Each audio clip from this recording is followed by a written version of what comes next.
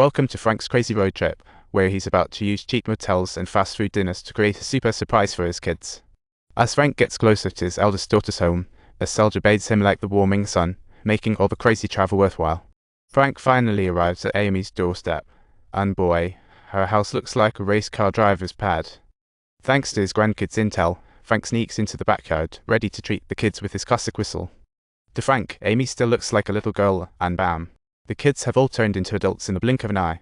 If you didn't show up, I would've sent a drone to your house. You're crazy. But hey, she's still thrilled Dad came.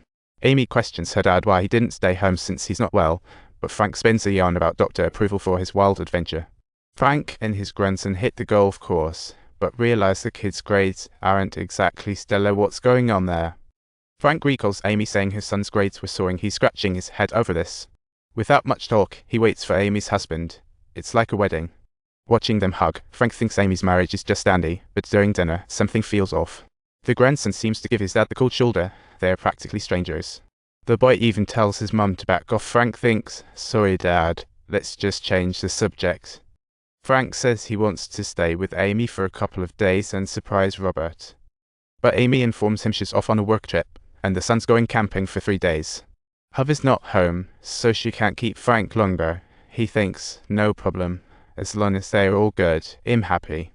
Tomorrow he'll go meet Robert but asks Amy to keep it under wraps. Little did he know, Amy called Robert that very night to talk about exhausting. She updates Big Bro David, and the next day, Frank's all set to capture daughter's happiness in photos. But the grandson keeps his distance from Dad, only sticking close to Mom. Frank tries hard to capture the joy. As the lovely moments fly by, Amy shows Frank around her wealthy workplace, proving she's doing fabulously. Frank gets a taste of being a boss, and at the station, he bumps into Amy's colleague. What a coincidence. Watching the two chat excitedly, Frank can't help but dive into deep thoughts. What is going on here? He hands his daughter a letter and asks her the most pressing question. Are you hungry? What do you mean? Of course I'm hungry. Frank silently sighs in relief. That's a good sign. After one last hug with his daughter, he turns and heads to the platform off to new adventures. As the train speeds away, the views outside transform endlessly. What a whimsical journey. Lost in thought, after a long and arduous journey, Frank finally arrives at the location where his youngest son resides. He quickly finds the venue where his son performs, spots a poster, and has a stranger snap a photo of him proudly next to it. Just then, the band is rehearsing, and Frank excitedly enters the venue to catch a glimpse of his son's performance, only to be disappointed when he sits down. Turns out, Robert is just an unassuming drummer. He rushes out upon seeing his dad talk about the surprise. Frank is thrilled to reunite, but puzzled why someone else is conducting. Robert's flustered he had a heads up from his sister, but didn't expect Dad would show up directly. As the rehearsal wraps up, and Frank keeps prodding, Robert spills the beans on his actual situation. What a shocker. Turns out, he's merely an insignificant little drummer, overshadowed in the band. Frank believes his son's advanced musical education should not result in such obscurity. He offers to pay for Robert's further studies, but his son shakes his head no way. Robert admits he's disappointed his dad and wasted all those years building up the stage. Frank's at a loss for words. It's like logic and feelings are in a tug of war. He still hopes to stick around to support his son. Seeing the same reaction from both kids, Frank feels like the black sheep. Ironic, huh?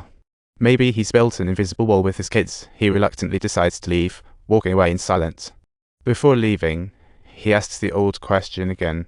When Robert answers, Frank says nothing like their plans have just crumbled. With a heavy heart, he bids farewell to Robert, and just before leaving, he glances back at his son, as if transported to his childhood. Just before he leaves, Frank sneaks a letter onto the table, and right when he's heading out, Robert dials up Rosie, the little sister Frank plans to visit last.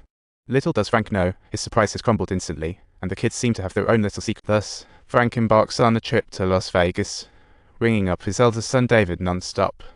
But no one picks up. It feels pretty hopeless while he's switching transport. In an underpass, Frank spots a homeless man who reminds him of his youngest, and he's kind-hearted enough to offer help. Unexpectedly, the homeless guy not only refuses his kindness but zeroes in on his $100 bill. This moment becomes the opening medication crushed, Frank's travel plans foiled.